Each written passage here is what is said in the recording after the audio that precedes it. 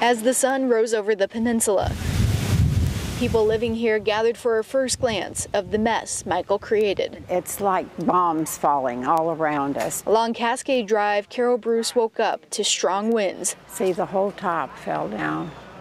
But when she stepped outside, it's terrible. little did she expect to see this view across the street. I ran over there because I didn't know if she was there. Bruce worried about her neighbor, a neighbor who tells us she was laying in bed when the tree in her yard was blown over. That's what happens every time. See, we have so many trees, but this has never happened across the street. No one was hurt, even with the tree being so tall. It reached next door. We're thankful that no one was hurt or killed. That's the big thing. But down the block on Arcadia Drive, a woman was taken to the hospital.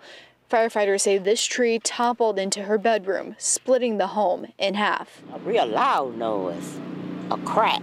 Downed trees left and right make for quite a sight and a drive. All the cars tried to come, they couldn't get back. As people without power tried to get out, run into more roadblocks that Gail Wells saw fall. So I'm looking, I said, what the?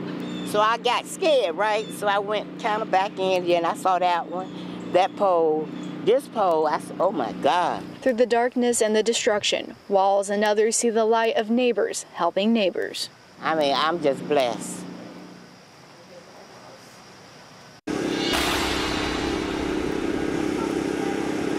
Now, as you guys can see, trees big and small are all down here around Newport News. This one even toppled on in front of the neighbor's car to the left of me, right behind us. And we do know that the woman who was injured in the other tree falling was taken to the hospital. Her cousin says that she'll have surgery on her face because of the injuries, but she should be okay. And we've been checking Dominion Energy's website to bring you guys the latest information on when they can repair the power around here.